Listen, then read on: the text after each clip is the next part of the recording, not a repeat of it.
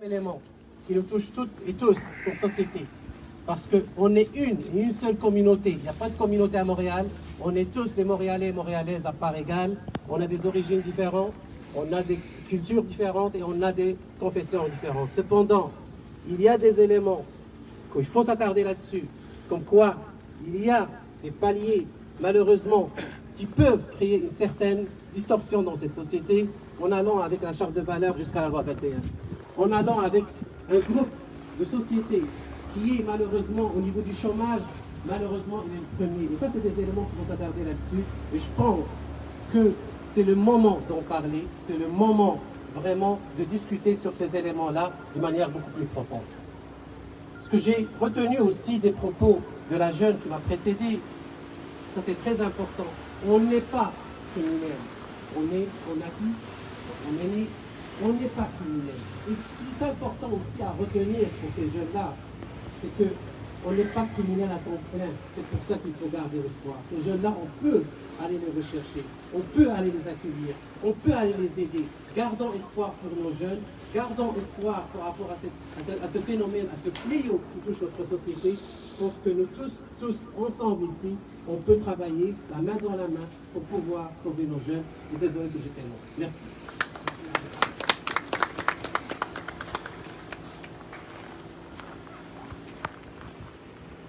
Alors j'aimerais bien laisser un jeune du quartier Abdallah qui va prendre la parole.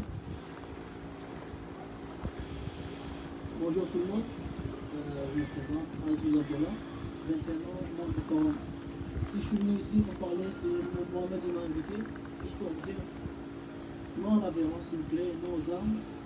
Montréal c'est une belle ville, on ne mérite pas ça, la petite fille qui est morte là, elle ne mérite pas ça.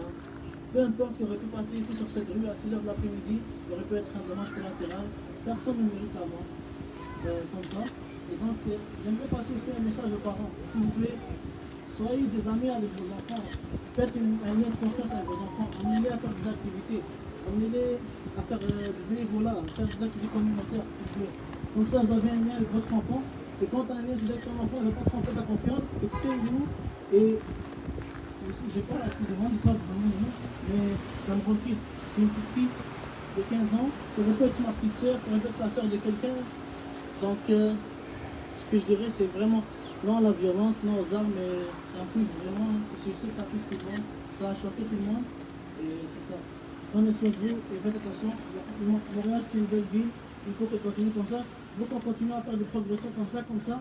C'est un message qui reste à long terme, pas juste à court terme, après 2 mois, 3 mois, quand quelqu'un s'est fait tuer. Il faut qu'on continue à faire des démarches comme ça. Il faut que tout le monde agisse, que ce soit petit, que ce soit grand. On a un bon système éducatif, il y a des intervenants, tu as besoin de quelque chose. Il y a des intervenants comme moi, dans chaque quartier, il y a un membre du forum, il y a des trucs communautaires. Soyez des amis avec vos enfants, je vous répète ça, et merci beaucoup.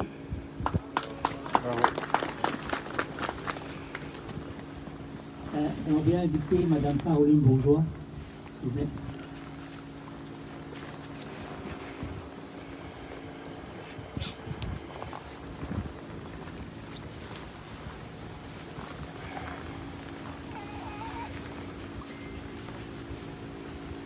Bonjour à tous, mon nom est Caroline Bourgeois, je suis mairesse de l'arrondissement Rivière-des-Prairies, Fabien-Tremble, et aussi responsable de la sécurité publique à la ville de Montréal, mais surtout, avant tout, une citoyenne, mais aussi une maman. Et je dois vous avouer que la semaine a été extrêmement difficile à partir du moment où nous avons appris le décès de Myriam. Elle a été difficile parce que nous avons tous été ébranlés par la perte d'un enfant de notre communauté, de notre ville. Et c'est vraiment toute la ville, tout le Québec qui a pleuré notre jeune cette semaine et qui de tout cœur avec nous.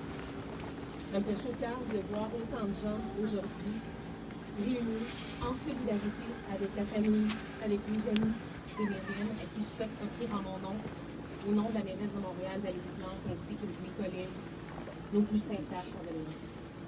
Que vous soyez au Québec ou en Algérie, nous sommes de tout cœur avec vous.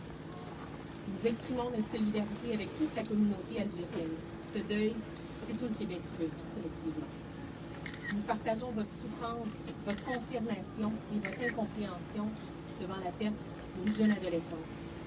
Que Myriam Boundari repose en paix. Des familles de partout viennent s'installer à Montréal, au Québec, pour offrir à leurs enfants un avenir meilleur. Myriam avait toute la vie devant elle. Une perte dans des circonstances terribles est une perte pour nous tous, pour toute la communauté montréalaise. Sachez que tous les efforts sont actuellement déployés par les forces policières pour faire la lumière sur cette tragédie. Et nous sommes aussi réunis aujourd'hui pour dire non à la violence et aux armes. Et on le sait que Montréal est une ville sécuritaire, mais on ne peut pas fermer les yeux sur ce qui se passe actuellement et sur d'autres récents événements violents qui ont cours, notamment dans l'est de la ville de Montréal. C'est grave et nous avons cette responsabilité d'assurer la sécurité de nos jeunes dans nos quartiers, dans nos arrondissements, et nous allons redoubler l'effort. Ça doit être une priorité nationale. Et nous allons poursuivre d'agir sur plusieurs fronts pour renforcer le soutien à tous ces travailleurs, notamment qui organisent aujourd'hui, mais qui sont sur le terrain, qui font un travail primordial auprès des jeunes, sur le terrain, en soutien. Il y a les policiers, bien sûr, qui vont continuer d'être présents sur le terrain pour soutenir la communauté en lien avec les organismes locaux. Et d'ailleurs, nous allons bien sûr redoubler d'efforts dans tous nos services afin de prouver pourquoi et comment ces armes illégales se retrouvent dans les mains